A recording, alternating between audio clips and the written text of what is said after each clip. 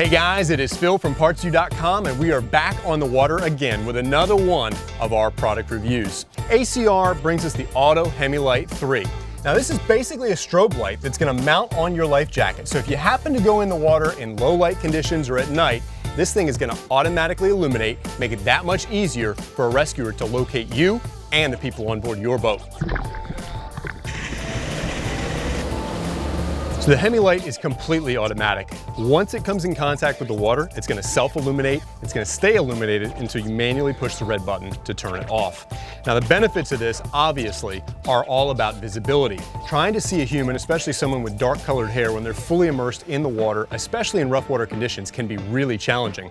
That's why this thing meets U.S. Coast Guard and SOLAS requirements for safety on illuminating offshore life jackets. This is a really inexpensive price point item and a great way to upgrade the safety gear that already exists on your boat.